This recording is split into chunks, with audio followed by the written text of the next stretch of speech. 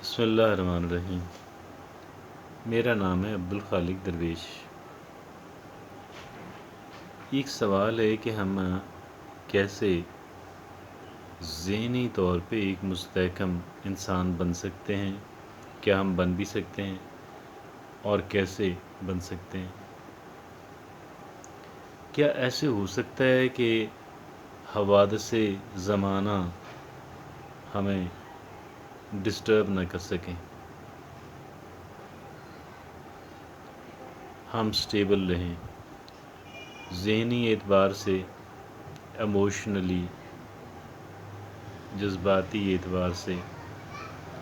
روحانی اعتبار سے؟ زندگی کے جو اپس اینڈ ڈاؤنز ہیں، ہمارے ارد گرد جو کچھ ہو رہا ہے، یہ ہمارے لیے مسئلہ نہ بنے۔ ہمارے ارد گرد جو کچھ ہو رہا ہے یہ ہمارے لیے مسئلہ نہ بنے، حتیٰ کہ ہمارے ساتھ جو کچھ ہو رہا ہے ہم اس کے پس پردہ حقائق کو سمجھ کے اپنے آپ کو مستحکم، ذہنی طور پہ، جذباتی طور پہ مضبوط اور مستحکم ہی رکھ سکیں۔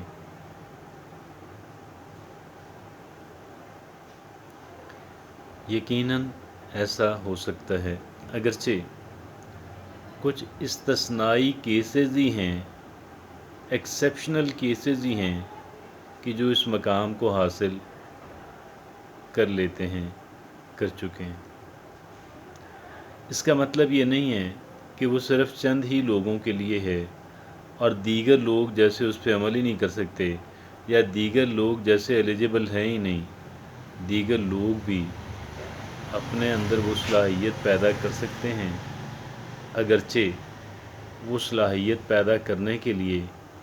ایک انسان کو اپنی سوچ جو ہے، اپنے نظریات جو ہیں، اپنا مائنڈ سیٹ جو ہے، اپنا مائنڈ سیٹ بدلنا پڑتا ہے، اپنی ذہنیت، اپنا طرز فکر، طرز عمل بدلنا پڑتا ہے، اور صرف اسی صورت کے اندر ایک انسان جو ہے وہ اپنے آپ کو بہت مستحکم انسان بنا سکتا ہے۔ وہ کون سی ایسی بات ہے؟ یہ ایک فلسفی ہے۔ اس فلسفی کو سمجھنے کے لیے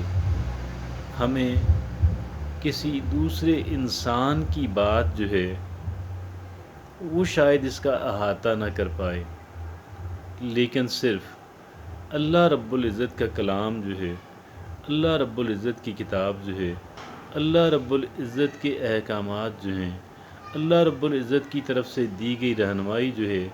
وہ ہمیں اس قابل بنا سکتی ہے۔ میں نے یہ نہیں کہا لازم بنا دیتی ہے، لازم اس وقت بنائے گی جب ہم بننا چاہیں گے، لازم اس وقت ہمیں بنائے گی جب ہم بننا چاہتے ہیں۔ اگر ہم بننا ہی نہیں چاہتے تو وہ ہمیں نہیں بنا سکے گی۔ آپ دیکھتے ہیں کہ قرآن پاک جو ہے اس پہ بات کرنے والے افراد تو قابل ذکر تعداد ہیں، ان کی اچھے خاصے ہیں، لیکن قرآن لوگوں کے دل و دماغ میں اترا نہیں ہے، زبان پہ آ گیا ہے، رویوں کے اندر قرآن نظر نہیں آتا۔ اور ایک بات جو میں آپ سے عرض کرنا چاہوں گا وہ یہ ہے، دیکھیں ہم تمام تر جو لوگ ہیں، all of us actually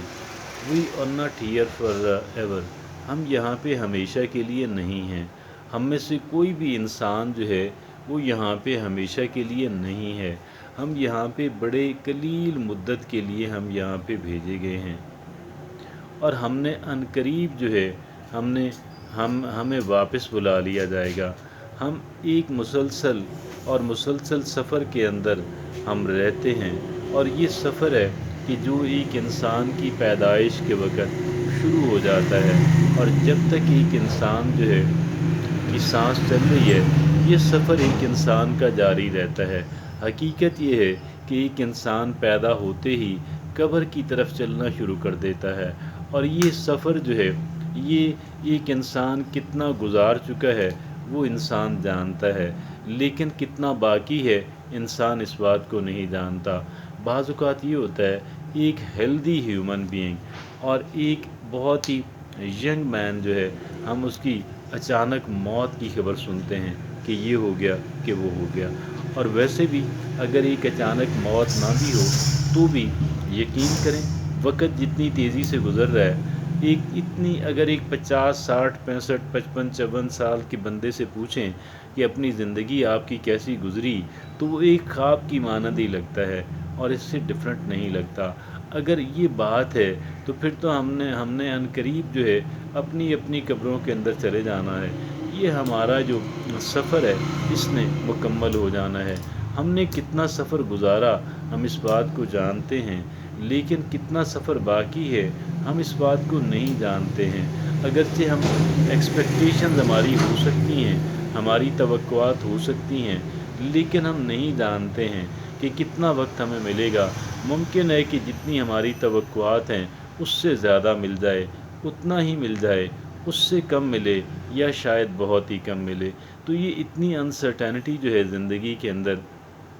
یہ تو رہتی ہے۔ اب بات یہ ہے کہ ہم کیا کریں۔ میں یہ سمجھتا ہوں واپس اس بات کی طرف لوٹتے ہوئے کہ جہاں سے ہم نے بات سٹارٹ کی ہے، ہم اس رہنمائی پہ عمل کریں کہ جو رہنمائی اللہ رب العزت نے ہمارے لیے انسانیت کی گائیڈ کے لیے وہ اتاری ہے، اور وہ ہے اللہ رب العزت کی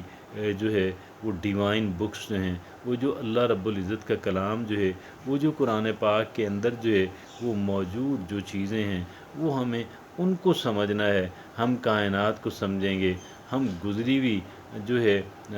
اقوام جو ہیں، گزری ہوئی جو سویلائزیشنز ہیں، جیسے انسان تخلیق ہوا، جیسے انسان نے چلنا ہے، اور جیسے ایک انسان کا اس پلانٹ کے اوپر اختتام ہونا ہے، اور جو پھر نئی لائف ہے، یہ ساری باتیں ہمیں اسی وقت سمجھ آئیں گی کہ جب ہم وہ اللہ کا جو کریٹر ہے،